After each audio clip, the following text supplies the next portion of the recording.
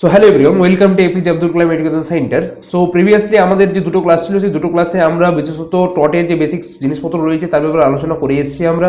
তার সঙ্গে সঙ্গে আমরা টটের যে রেমেডিস ছিল সেই রেমেডিস কত প্রকার রেমেডিস ছিল, কীরকম রেমেডিস একটা পার্সন যদি তার রাইট ইনফ্লুয়েন্স হয়ে থাকে তাহলে পেতে পারে, সমস্ত রকমের জিনিস আমরা আগের ক্লাসে আলোচনা করেছি। তো আজকে আমরা একটা ইম্পর্টেন্ট জিনিস নিয়ে আলোচনা করবো, যেটা আমরা আগের ক্লাসে বলে এসেছিলাম যে একটা কনসেপ্ট রয়েছে, সেটা হলো টর্টিয়াস লাইবিলিটি।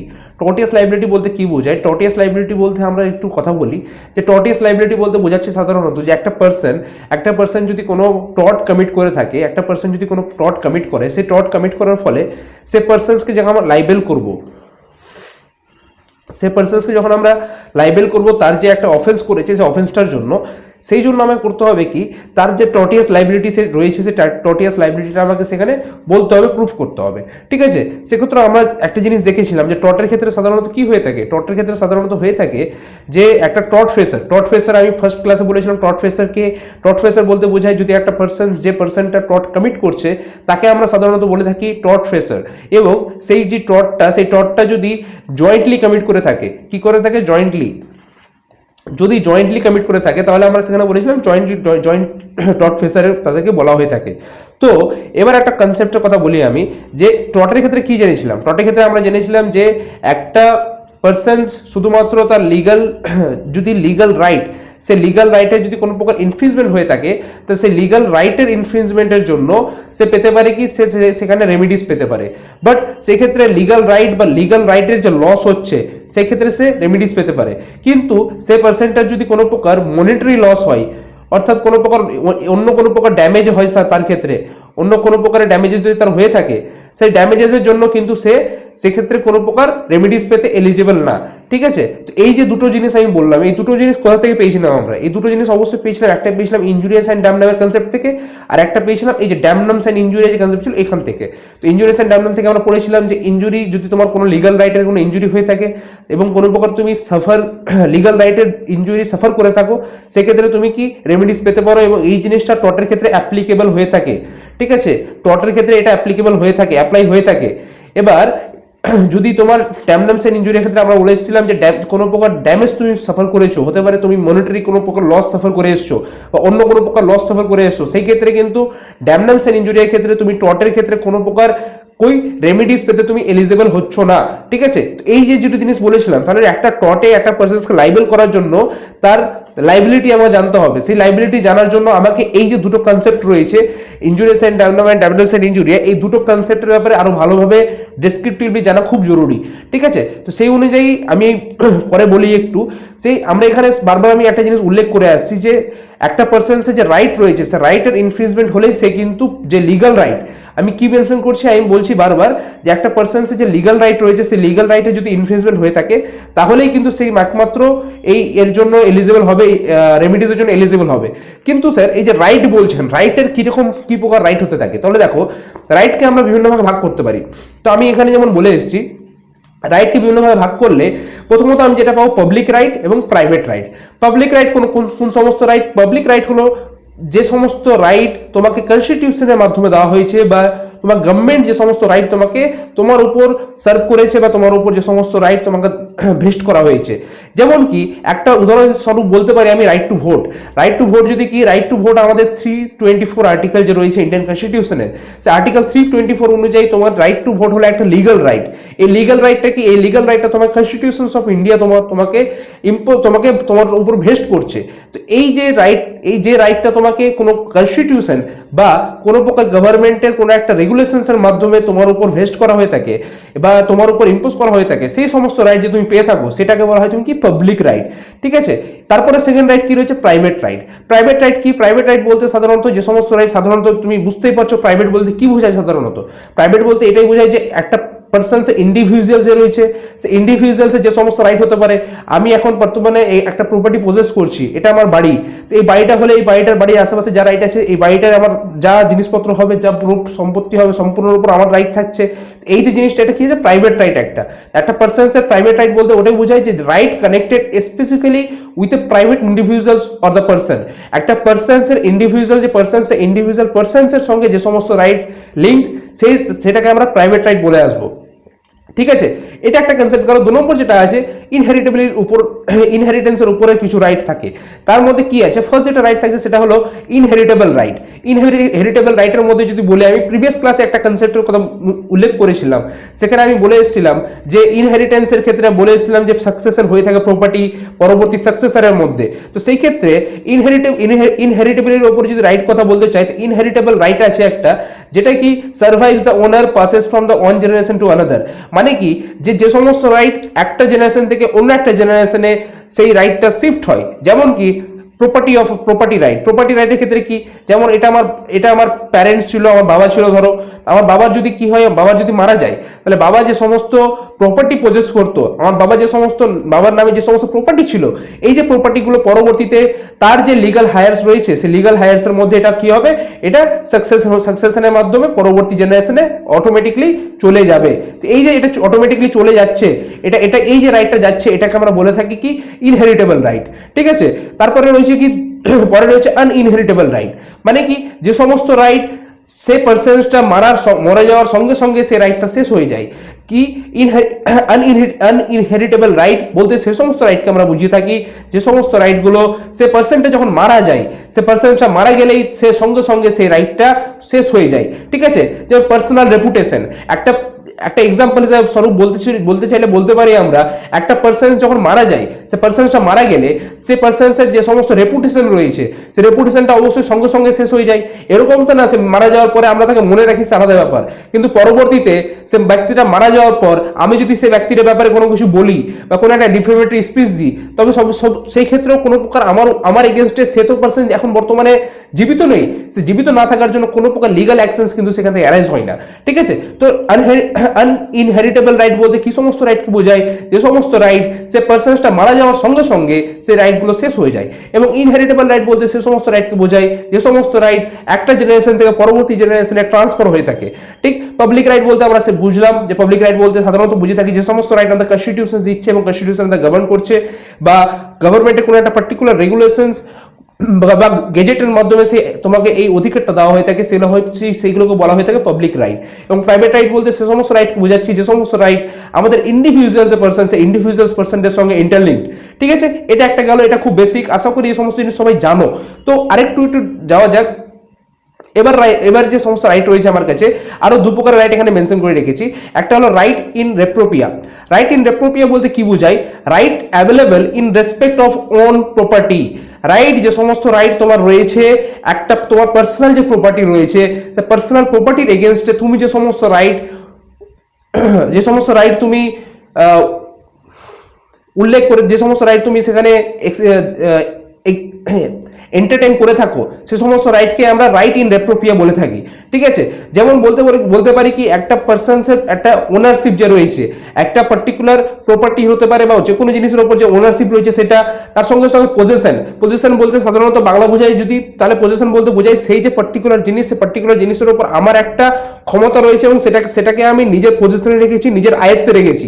ঠিক আছে, এবং সেটার কি এনজয়মেন্ট, আমি সেই জায়গায় থাকছি, থেকে আমি যা যা জিনিসপত্র করার, সেখানে আমার কোনো হতে পারে একটা প্রপার্টি রয়েছে, সে প্রপার্টিতে আমি সেখানে গাছ লাগিয়েছি, কোনো প্রকারের আমি সেখানে একটা পুকুর করেছি, বা যে কিছু করি, যেভাবে আমি এটা এনজয়মেন্টের করছি, সেটা এনজয়মেন্ট করা আমার কাছে পূর্ণ অধিকার রয়েছে। তো এই যে রাইটটা তোমার কাছে রয়েছে, এটা হলো রাইট ইন রেপ্রোপিয়া, যে পার্টিকুলার কোনো একটা রাইট, যে রাইটটা তোমার নিজের প্রপার্টির এগেনস্টে পাচ্ছ। তোমাকে সবসময় মনে রাখতে হবে, এই যে রাইট ইন রেপ্রোপিয়া যেটা আছে, এই রাইট ইন রেপ্রোপিয়া it is available against your own property. ঠিক আছে, এবার আমি যদি একটু এখানে আসি, এখানে আমি বলেছিলাম প্রাইভেট রাইট বলতে সমস্ত রকমের প্রাইভেট রাইট হলো তোমার একটা জেনারেল সেন্স, যেখানে তুমি সমস্ত রকমের তোমার ইন্ডিভিজুয়ালসের মধ্যে তুমি একটা ইন্ডিভিজুয়ালের যত রাইট আছে তোমার ইন্ডিভিজুয়ালের মধ্যে, সমস্ত রাইট কিন্তু প্রাইভেট রাইটের মধ্যে চলে আসবে। কিন্তু রাইট ইন রেপ্রোপিয়া হলো কি, এই যে একটা প্রাইভেট রাইট, এই প্রাইভেট রাইটের মধ্যেই একটা অংশ হলো রাইট ইন রেপ্রোপিয়া, যেখানে তোমার শুধুমাত্র ওন যে প্রপার্টি রয়েছে, সে প্রপার্টির মধ্যে তুমি একটা ওনারশিপ রাখতে পারো, তার সে পজিশন রাখতে পারো, তার সঙ্গে সঙ্গে এনজয়মেন্ট তুমি সেখানে সম্পূর্ণভাবে করতে পারো। তো এটা হলো রাইট ইন রেপ্রোপিয়া। ঠিক আছে, এটাকে বলা হয় রাইট ইন রেপ্রোপিয়া। আরেকটা ছিল আমরা প্রাইভেট রাইট, এটা কিন্তু প্রাইভেট রাইট থেকে একটু আলাদা, এটা কি শুধুমাত্র প্রপার্টির ক্ষেত্রে অ্যাপ্লিকেবল, এটা মনে রাখলে হবে। নেক্সট, রাইট ইন রিএলিনিয়া। এটা মানে কি, a right possessed with respect to another person's property, একটা রাইট যেটা তুমি পজেস করো অন্য একটা পারসনসের প্রপার্টির এগেনস্টে। যেমন কি যখন তোমরা ট্রান্সফার অফ প্রপার্টি অ্যাক্ট পড়বে, TPA transfer of property act যখন পড়বে, সেই মুহূর্তে তোমরা একটা পড়বে ইজমেন্ট রাইট। ইজমেন্ট রাইট বলতে কি বোঝায়? ইজমেন্ট রাইট বলতে আমরা সাধারণত এটা বলে থাকি যে আমার যদি এই প্রপার্টি থাকে, ধরো একটা খুব একটা বাস্তবিক উদাহরণ দিই তাহলে তোমাদের বুঝতে সুবিধা হবে। ধরো এই একটা প্রপার্টি আমার, ঠিক আছে, এই একটা প্রপার্টি, এবং এই প্রপার্টির পাশাপাশি এটা হলো আরেকজনের প্রপার্টি, ঠিক আছে, এটা আরেকজনের প্রপার্টি, এটা হলো ন্যাশনাল একটা রোড, একটা হাইওয়ে। এবার এই যে আমি এই প্রপার্টিতে যাব, এই প্রপার্টিতে যাওয়ার জন্য কিন্তু এখানে কোনো প্রকার রোড নেই, কোনো কিচ্ছু নেই, আশেপাশে যা আছে এদিকে অন্যজনের প্রপার্টি আছে, ঠিক আছে, এখানে আরেকজনের প্রপার্টি আছে, এটা ধরো প্রসেস করে সি, এটা প্রসেস করে বি, আর এটা হলো আমি এ, ঠিক আছে। তো আমার প্রপার্টি হলো এ, আমি হলো এ, আমার প্রপার্টি এই জায়গাটাই। এবার আমাকে যখন এই যে হাইওয়ে থেকে তো এখানে আসতে হবে, এখানে আসার জন্য তো আমার জায়গা দরকার, রোড দরকার। তো এই যে রোড দরকার আমার, এই রাইট টু ওয়ে বলে একটা কনসেপ্ট আছে। কি বলছি? রাইট টু ওয়ে, আমাকে যাওয়ার একটা অধিকার, আমার প্রপার্টিতে আমি যাওয়ার অধিকার। তখন এই যে রাইট টু ওয়ের আন্ডারে এটাকে একটা ইজমেন্ট রাইট বলা হয়ে থাকে। এই ইজমেন্ট রাইটের মধ্যে তুমি এই যে এই জায়গাটাতে তুমি একটা রোড পেয়ে যাবা, বা একটা ছোট্ট একটা জায়গা পেয়ে যাবা, যাতে করে তুমি তোমার যে প্রপার্টি, এই যে এর প্রপার্টি হাইওয়ে থেকে যে এর প্রপার্টিতে আছে, এই প্রপার্টিতে তুমি আসতে পারো, ঠিক আছে। এই জন্য কি এই যে বি এর প্রপার্টি রয়েছে তার মধ্যে তুমি একটা কি পাবে, অংশ পেয়ে যাবে অল্প, সি যে আছে সি এর সেখানেও তুমি অল্প ভাগ পেয়ে যাবে, ঠিক আছে। তো এই ক্ষেত্রে তুমি আমি আবার ল্যাঙ্গুয়েজে আসি, তার ল্যাঙ্গুয়েজ কি বলছে? ল্যাঙ্গুয়েজ বলছে a right possessed with respect to another person's property, একটা রাইট যেটা তুমি পজেস করছো, তোমার কাছে অধিকার রয়েছে, কিসের এগেইনস্টে রয়েছে? With respect to another person's property, অন্য পারসনসের যে প্রপার্টি রয়েছে, অন্য পারসনসের প্রপার্টির এগেইনস্টে আমি এই রাইটটা অধিকার, এই যে রাইটটা সেটা আমি এক্সারসাইজ করছি। এবার তুমি বলো বিয়ের প্রপার্টি তো এই জায়গাটাতে, আমার এখানে কোনো রাইট আছে? অবশ্যই নেই। এই বিয়ের যে প্রপার্টি, বিয়ের প্রপার্টির উপর তো সম্পূর্ণ প্রকার বিয়ের এক্সক্লুসিভ রাইট রয়েছে, বা এটা তো সি এর প্রপার্টি, এবার সি এর প্রপার্টিতে সম্পূর্ণ প্রকার এক্সক্লুসিভ রাইট তো সি এর রয়েছে। এবার এটা হলো হাইওয়েতে বলবে বাবু তুমি আমি জানি না তুমি কিভাবে যাবে কি যাবে না, আমার ওসব দেখার দরকার নেই, আমি তোমাকে জমি দিব না, বা আমি তোমাকে রাস্তা দিব না যাওয়ার জন্য তোমার জমিতে, এটা তো বলতে পারবে না।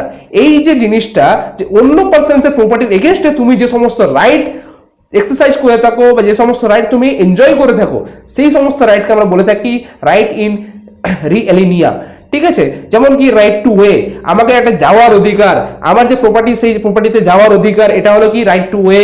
রাইট টু এয়ার, আমার ধরো অনেক সময় হয়ে থাকে কি একটা পার্টিকুলার এরিয়াতে ধরো একটা প্রপার্টি, এই প্রপার্টিতে চারো যে সাইড রয়েছে, এই চার সাইড দিয়ে তাকে করেছে কি একটা সম্পূর্ণ প্রকারের ওকে বদ্ধ করে দিয়েছে। এই বদ্ধ করে দেওয়ার পরে কি হলো, এখান থেকে যে ভেন্টিলেশন হয়, হাওয়ার যে ভেন্টিলেশন হয়ে থাকে, এয়ার যে ভেন্টিলেশন হয়ে থাকে, এই এয়ার ভেন্টিলেশন এখান থেকে কোনো প্রকার হচ্ছে না।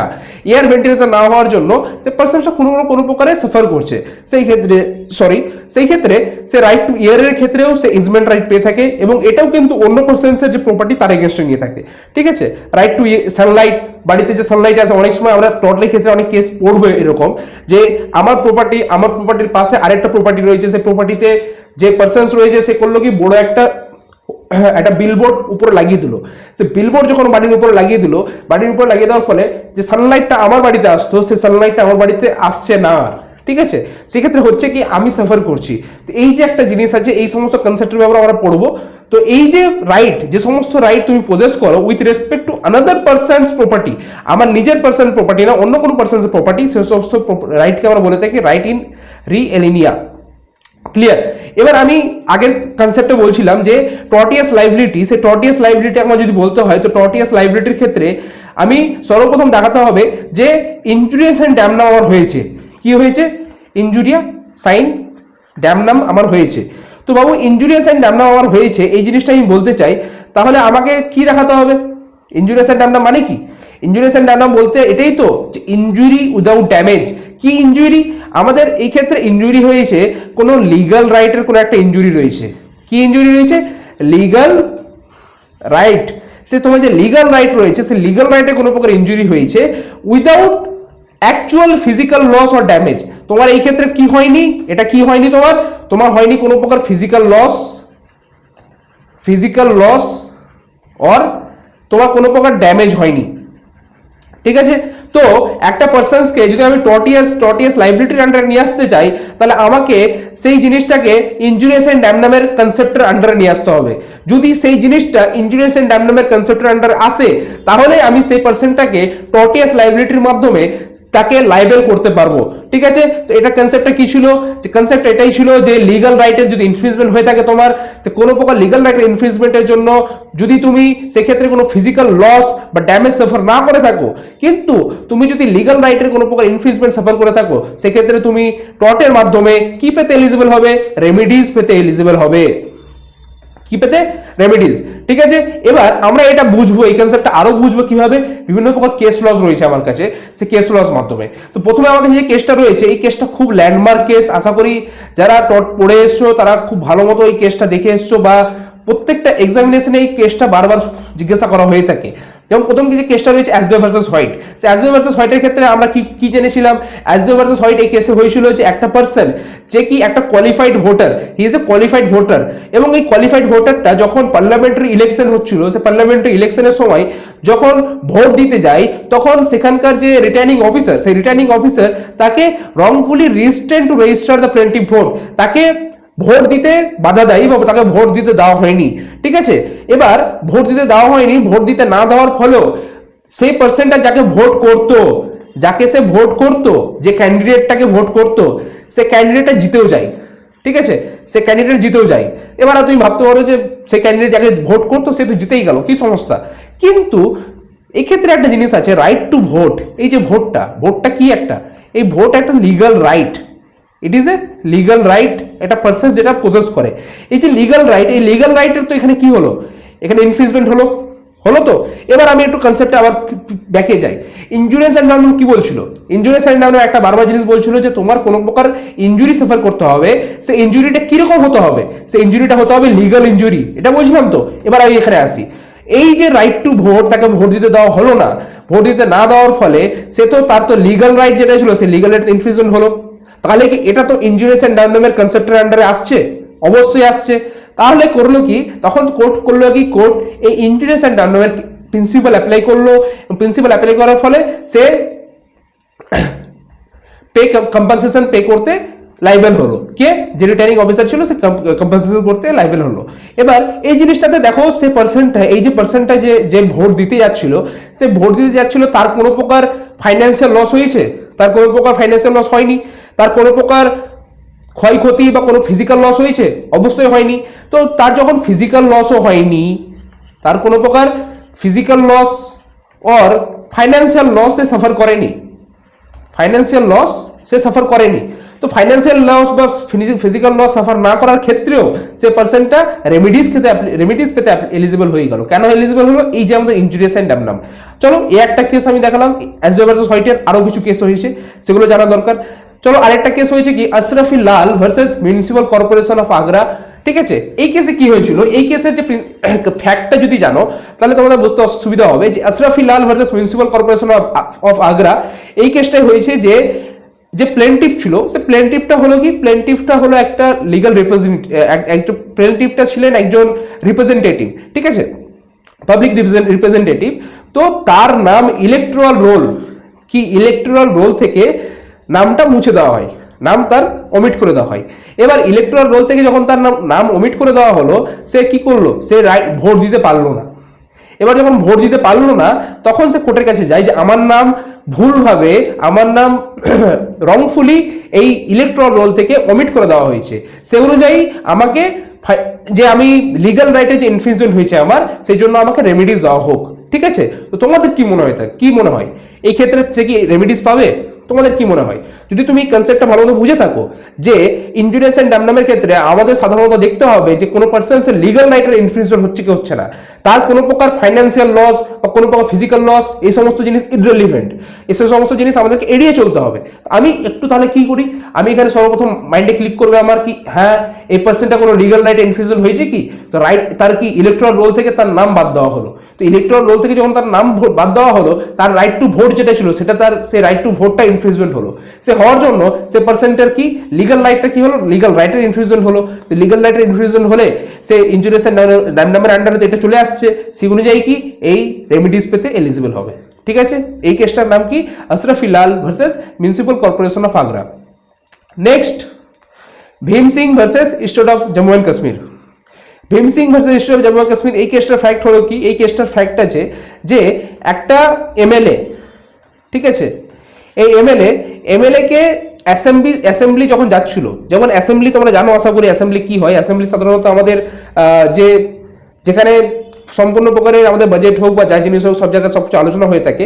তো অ্যাসেম্বলি সেশন হয়ে থাকে, যেমন লোকসভা রাজ্যসভাতেও অ্যাসেম্বলি সেশন হয়ে থাকে। আমাদের যে 3টে সেশন হয়ে থাকে, BMW, budget, monsoon and winter, 3টে সেশনে আমাদের যে বিভিন্ন প্রকার জিনিস নিয়ে আলোচনা হয়, সেই অ্যাসেম্বলি সেশনে প্লেন্টিফ ছিল কি একটা এমএলএ ছিলেন, প্লেন্টিফকে একজন এমএলএ, তিনি অ্যাসেম্বলি যাচ্ছিলেন অ্যাসেম্বলি সেশনের জন্য, তখন তাকে সে রুটের মধ্যেই তাকে আটক করে দেওয়া হয়। ঠিক আছে, এবং আটক করে দিয়ে আমরা আর্টিকেল যখন 20 পড়বো, আর্টিকেল 20 কনস্টিটিউশনের ক্ষেত্রে একটা প্রিন্সিপাল রয়েছে যে কোনো একটা পার্সনসকে যদি আমি অ্যারেস্ট করি, কোনো পার্সনসকে যদি অ্যারেস্ট করা হয় বা ডিটেন করা হয়, ডিটেন করা within 24 hours, we need to serve to the nearest police station, we need to serve to the nearest magistrate. ঠিক আছে, আমাদের ম্যাজিস্ট্রেটের কাছে তাকে সার্ভ করতে হবে।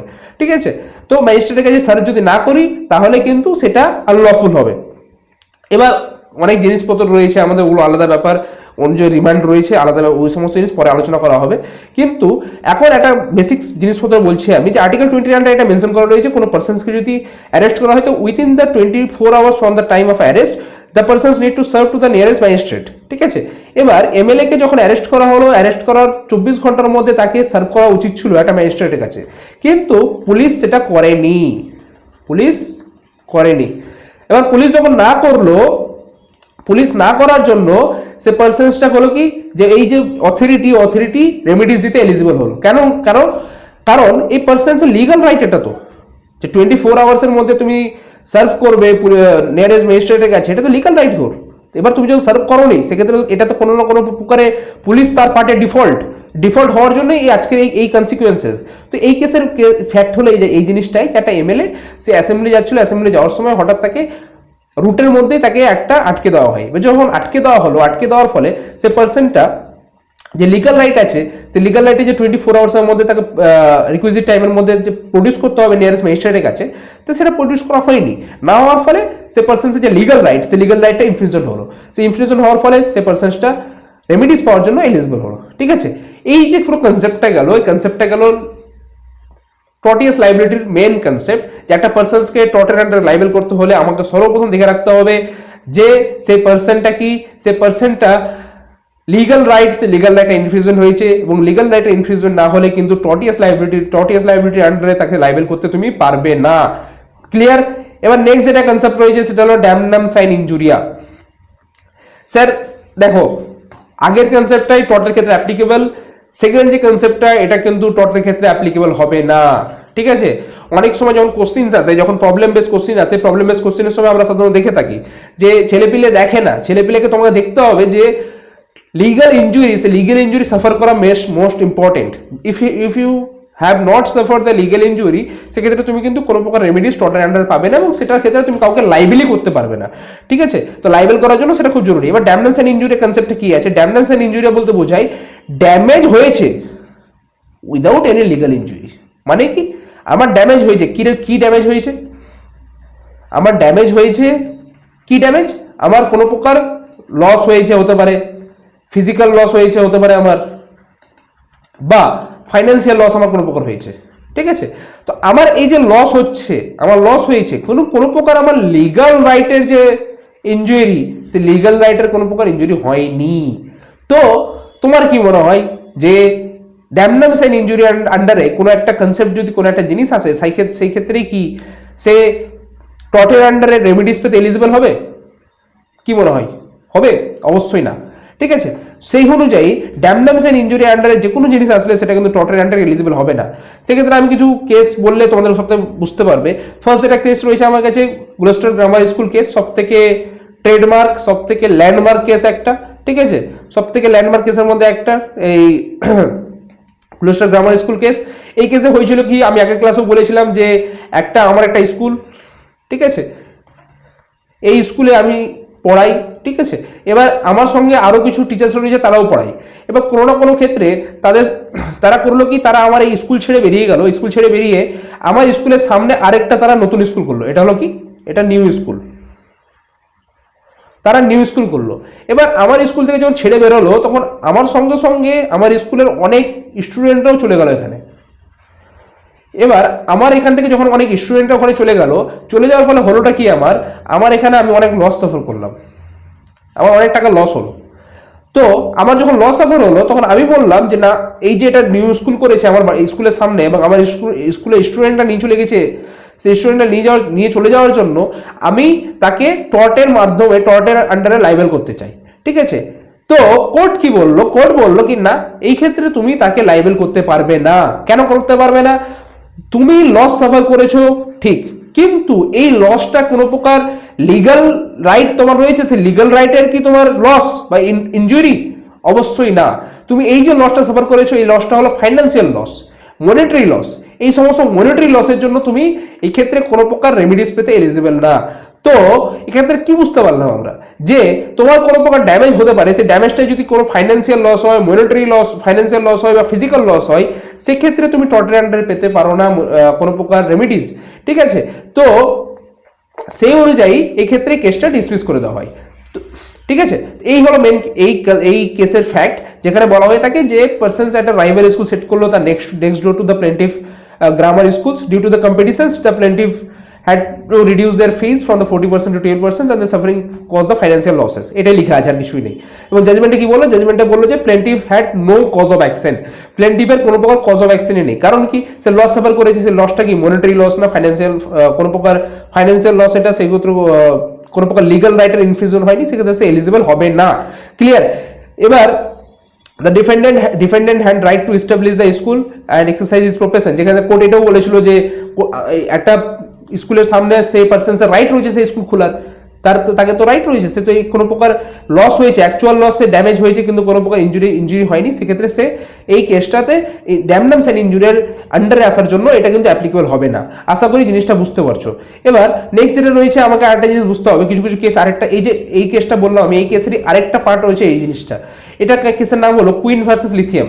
এই কুইন ভার্সেস লিথিয়ামের কেসটা হলো কি, কুইন ভার্সেস লিথিয়াম এবং গ্লুস্টার গ্রামার স্কুল কেস, এই দুটোর ফ্যাক্ট সেম, এই দুটোর fact almost same.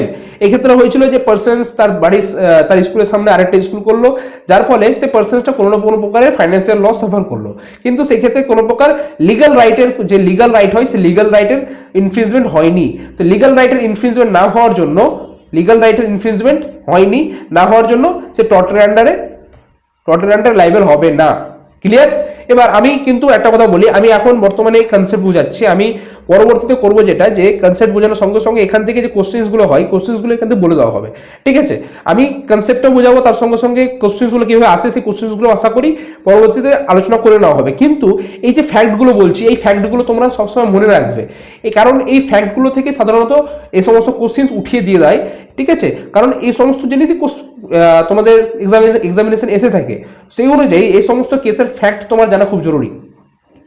Queen versus lithium বললাম, তারপরে একটা রয়েছে Mughal steamship corporation limited versus MC George. এই কেসের ফ্যাক্টটা কি? এই কেসের ফ্যাক্ট আরো খুব একটা ইন্টারেস্টিং, যেখানে হলো কি, আমি একটা এক্সাম্পল দিই, এ বি সি ডি, এরা চারজন মিলে বললো কি, এরা চারজন মিলে ভাবলো যে না, একটা পার্টিকুলার বিজনেস করছি, ওরা সবাই বিজনেস করে, তো ভাবলো কি না, ঠিক আছে, একটা কাজ করি, 20% আমরা ডিসকাউন্ট করে দিই, ঠিক আছে। এবং এখানে আরেকজন ছিল ই। এবার এই যে পার্সেন্ট ছিল, এরা যখন 20% ডিসকাউন্ট করে দিল, ডিসকাউন্ট করে দেওয়ার ফলে বেশিরভাগ যে সমস্ত কাস্টমার্সরা করবে কি, এ বি সি ডি এদের যা আছে এদের এখানে আসবে, সমস্ত কাস্টমার্স করলো কি, এখানে চলে এলো। তার ফলে কি, যে ছিল কোনো প্রকার সেক্ষেত্রে কোনো প্রকার ডিসকাউন্ট দেয়নি বা কোনো কিছু করেনি তারা, এরা চারজন একসঙ্গে এসে 20% বা 30% ডিসকাউন্ট দিয়ে দিল, কোনো প্রকার ডিসকাউন্ট দেয়নি, সেক্ষেত্রে করলো কি, একটা ফাইন্যান্সিয়াল লস সে সাফার করলো। ফাইন্যান্সিয়াল লস সাফার করার জন্য সে কোর্টের কাছে যায়, কোর্টে গিয়ে যে বলে কি আমি লস সাফার করছি, এরা যে 4 জন এসছে 4 জন কনস্পিরেসি করে এসছে, কনস্পিরেসি ষড়যন্ত্র করে এসছে আমার এগেনস্টে, এবং তারা করে আমাকে বিজনেসে লসের সাফার করতে বাধ্য করেছে। এবার কোর্ট বললো কি না, তো তাদের তো রাইট রয়েছে। এবার তুমি যে লসটা সাফার করেছো, এই লসটা কোনো প্রকার ফাইন্যান্সিয়াল লস সাফার করেছো, এটা তো তোমার লিগাল রাইটের কোনো ইনফ্রিজমেন্ট হয়নি, লিগাল রাইটের কোনো প্রকার ইনফ্রিজমেন্ট তো হয়নি তোমার। সে লিগাল রাইটের ইনফ্রিজমেন্ট না হওয়ার জন্য সে পার্সনসটা রেমিডিস পেতে এলিজিবল না। ক্লিয়ার? এটাই হলো এর ফ্যাক্ট। যে ক্ষেত্রে কয়েকটা শিপ ওনার্স, সেই ship owners combine to drive a rival out trade by the offering low rates. যে ক্ষেত্রে কয়েকটা শিপ ওনার একসঙ্গে এসেছিল যে এবং একটা লো রেট অফার করেছিল, যাতে অন্যান্য যে সমস্ত প্রতিযোগীরা আছে তারাকে যাতে ফিল্ড থেকে বের করে দিতে পারে। ঠিক আছে, তো এই ক্ষেত্রে কোর্ট যেটা বললো না, এটা একটা লফুল জিনিস, এটা লফুল প্রসেস তারা করেছে, এটা কোনো কনস্পিরেসি করেনি। ঠিক আছে, এটা একটা কনসেপ্ট। তারপর একটা কেসের ফ্যাক্ট রয়েছে, মেয়র অফ ব্রেডফোর্ড ভার্সেস পিকেলস। এই কেসের ফ্যাক্ট যদি বলি আমি, এই কেসের ফ্যাক্ট হলো কি সরি, এবার মেয়র অফ ব্রেডফোর্ড ভার্সেস পিকেলস, এখান থেকে ডিফেন্ডেন্ট করেছিল কি, ডিফেন্ডেন্ট তার নিচে একটা পার্সনসের রাইট রয়েছে, একটা পার্সনসের টর্টের ক্ষেত্রে তুমি সাধারণত জানবে যেটা, যে একটা পার্সনসের রাইট রয়েছে আন্ডারগ্রাউন্ডে। ঠিক আছে, যে প্রপার্টিটা সে পজেস করছে, এই প্রপার্টিটা পজেস করলে তার সেই প্রপার্টির নিচে আন্ডারগ্রাউন্ডে তার অধিকার রয়েছে, তার সঙ্গে সঙ্গে উপরে এয়ারেও তার অধিকার রয়েছে, অবভিয়াসলি একটা লিমিট পর্যন্ত। ঠিক আছে, সে অনুযায়ী করলো কি, ডিফেন্ডেন্ট যে ছিল, সে defendant diverted the order on his own land to force the corporations to buy it. এখন হয়েছিল যেটা মেন প্রবলেম, যে এক্ষেত্রে একটা পার্সন ছিল, যে পার্সনসটা তার একটা প্রপার্টি ছিল। ঠিক আছে, এই প্রপার্টি তার নিচে তারা কোনো প্রকার বিভিন্ন প্রকার যে মিনারেলস হয়, সেই মিনারেলসটা তারা সেখান থেকে বের করতো। এবার মিনারেলস বের করার জন্য এখানে একটা মিউনিসিপাল কর্পোরেশন ছিল, সে মেয়র যে ছিল সে করলো কি, আশেপাশে যত প্রপার্টি ছিল সবগুলো নিয়ে নিয়েছিল। এবার নিয়ে নেওয়ার জন্য এই যে পার্সন ছিল, এই পার্সনসটা নিজে থেকে প্রপার্টিটা এই প্রপার্টি সে বিক্রি করতে চায়নি প্রথমত। ঠিক আছে, পরবর্তীতে সে বিক্রি করতে চায়। বিক্রি করার ফলে এই জিনিসটা হয় কি, এই যে পার্সনসের মিনারেলস নিজে সে ওখান থেকে বের করতে শুরু করে। এবার যখন বের করতে থাকে, তো আশেপাশে যে সমস্ত পার্সনস রয়েছে তাদের মিনারেলস সেখান থেকেও ওদের ক্ষতিগ্রস্ত হয়। এই ক্ষতিগ্রস্ত হওয়ার ফলে এই পার্সনস যখন মিনারেলস বের করতে শুরু করে, বের করার ফলে সে পার্সনস কোনো না প্রকারভাবে বাধ্য করে এই মেয়রকে যে তার যে প্রপার্টি, এই পার্সনসের প্রপার্টিটাও তাকে বাই করতে হবে। যখন বাধ্য করার পরে সে পার্সনস তখন এই কেসটা যাওয়ার ফলে তখন মেয়রকে বলা হয় কি না, সে পার্সনসের রাইট রয়েছে যে তার প্রপার্টির নিচে আন্ডারগ্রাউন্ডে যতটা পোর্শন রয়েছে সেখানে সে যে কোনো প্রকার জিনিস সে করতে পারে। সেক্ষেত্রে তোমাকে বাধ্য করার জন্য এটা করা হয়নি, ওই নিজের প্রপার্টিতে যা ইচ্ছে তাই করেছে। ঠিক আছে, তো সেই অনুযায়ী সেক্ষেত্রে পার্সনসটা কোনো প্রকার লিগাল রাইট থাকার ইনফ্রিজমেন্ট না হওয়ার জন্য সে পার্সনসটা এই ক্ষেত্রে টর্টের আন্ডারে এলিজিবল হয়নি, বা টর্টের আন্ডারে এটাকে কনসিডার করা হয়নি। ঠিক আছে, তো এটাই হলো এটা মেন কনসেপ্ট, আর কিছুই নেই। আজকে আমরা মেনলি জানলাম এই যে বিভিন্ন প্রকার টর্ট রয়েছে, সেই বিভিন্ন প্রকার টর্টের কেসের সঙ্গে এই যে টর্ট রয়েছে, টর্টের যে দুটো কনসেপ্ট রয়েছে, তার যে কেসের সঙ্গে জানলাম, টর্টের লাইবিলিটি যে মেন ইম্পর্টেন্ট জিনিসপত্র রয়েছে তার সম্পর্কে আজকে এই ক্লাসে আমরা জানার চেষ্টা করলাম। আশা করি এই জিনিসটা তোমাদের খুব হেল্প করেছে, এবং পরবর্তী ক্লাসে আমরা জেনারেল ডিফেন্সেস চালু করব, এবং জেনারেল ডিফেন্সেসের যত রকম জেনারেল ডিফেন্সেস রয়েছে আমাদের কাছে, সমস্ত রকম জেনারেল ডিফেন্সেস আমরা পরবর্তী ক্লাসে করব। ঠিক আছে, so till now thank you so much. এবং যে সমস্ত স্টুডেন্ট আমাদের সিইউলিটি 2026 এর ব্যাচে অ্যাডমিশন নিতে চাও, তারা আমাদের ব্যাচের অ্যাডমিশন ওপেন রয়েছে, আমাদের সব কন্ট্যাক্ট করতে পারো, এবং এই যে নাম্বার মেনশন করা রয়েছে সেই নাম্বারে আমাদের সব কন্ট্যাক্ট করতে পারো। তো thank you so much for watching.